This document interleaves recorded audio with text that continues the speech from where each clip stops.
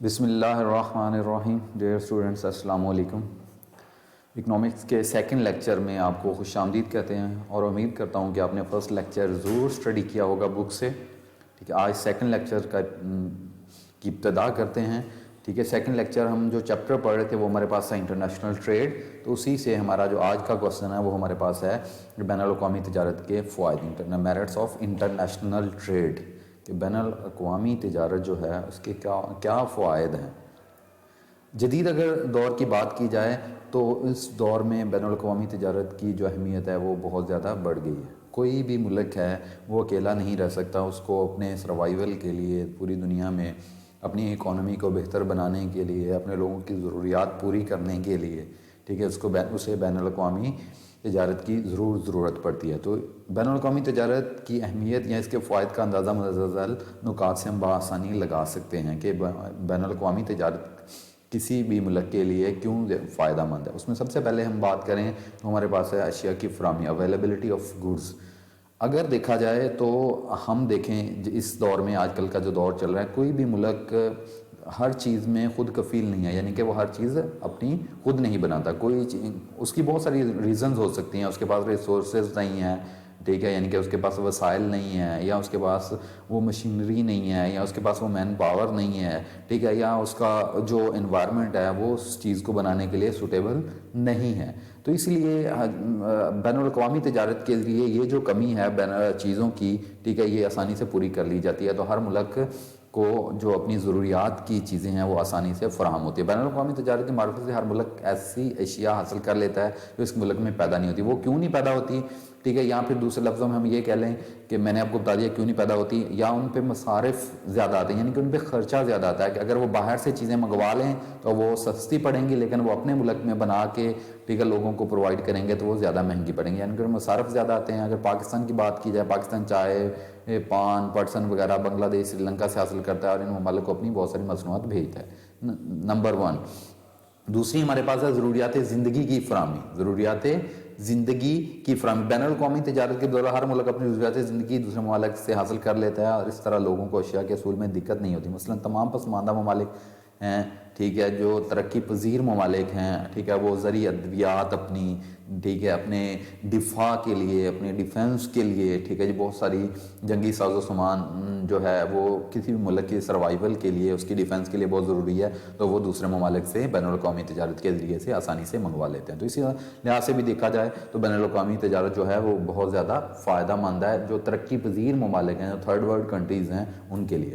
اس کے بعد بعض اوقات آپ نے دیکھا کہ قحط پڑ جاتا ہے، ٹھیک ہے جی، خشک سالی کی وجہ سے کسی بھی ملک میں خوراک کی کمی ہو جاتی ہے، یا دوسری بنیادی ضروریات جو ہیں ان کی کمی ہو جاتی ہے، تو پھر بین الاقوامی تجارت کے ذریعے اس بیماری پہ، اس ٹھیک آفت پہ آسانی سے قابو پایا جا سکتا ہے. ٹھیک ہے جی، کیونکہ جتنی بھی چیزیں ہیں وہ بین الاقوامی کی تجارت کے ذریعے آسانی سے وہاں پہ اس ممالک میں پہنچ جاتی ہیں جو خشک سالی، قحط سالی کا شکار ہوتے ہیں. اس کے بعد نیکسٹ ہمارے پاس نمبر 4 میں آ جائیں تو ہمارے پاس جو پوائنٹ آتا ہے وہ ہمارے پاس دفاعی ضروریات، ڈیفنس ریکوائرمنٹ. پہلے بھی بات ہو چکی ہے ضروریات زندگی میں، ٹھیک ہے. دفاع کے نقطہ نظر سے بین الاقوامی تجارت فائدہ مند ہوتی ہے، کیونکہ ہر ملک اپنی ضروریات کے مطابق اسلحہ اور جنگی ساز و سامان، مثلا ٹینک، ٹھیک ہے، اور بہت ساری چیزیں جو دفاع کے لیے ضروری ہیں، جو لیٹسٹ ویپنز ہیں، ٹھیک ہے جی، وہ ڈیفنس کے کسی بھی حوالے سے ہوں تو وہ اپنی دفاعی ضروریات ان ممالک سے، ٹھیک ہے جی، جو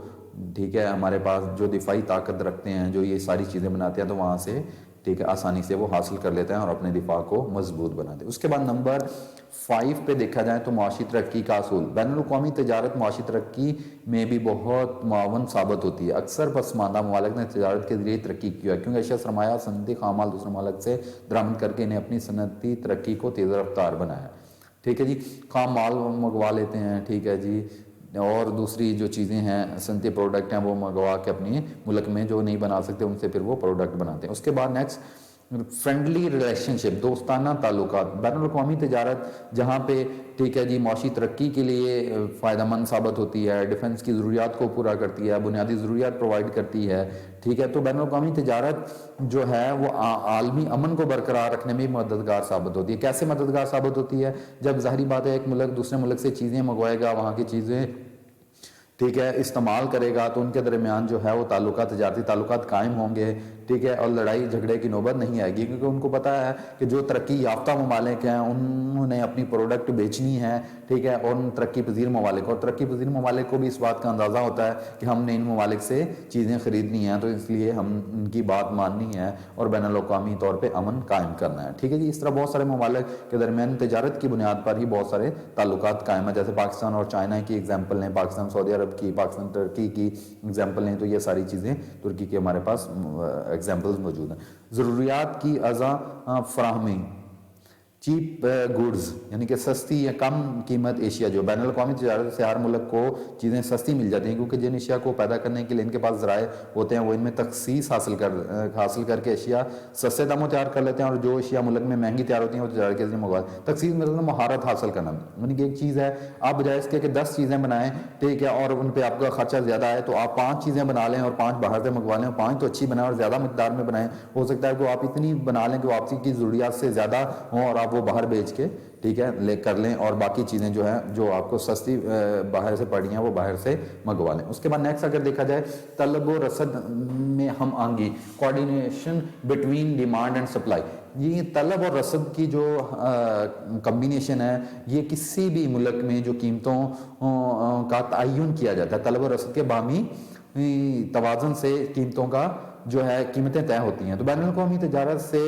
طلب و رسد میں ہم وسعت پیدا ہوتی ہے۔ کیسے وسعت پیدا ہوتی ہے؟ کیونکہ ہر ملک اپنی ضرورت کے مطابق اشیاء کی مقدار رکھ کر باقی دوسرے ممالک میں کو برآمد کر دیتے ہیں، اس طرح رسد کو طلب کے برابر رکھنے میں مدد ملتی ہے اور قیمتوں میں استحکام پیدا ہوتا ہے، ٹھیک ہے جی۔ اس کے بعد ہمارے پاس ہے پیدائش بر پیمانہ کبیر کے فوائد۔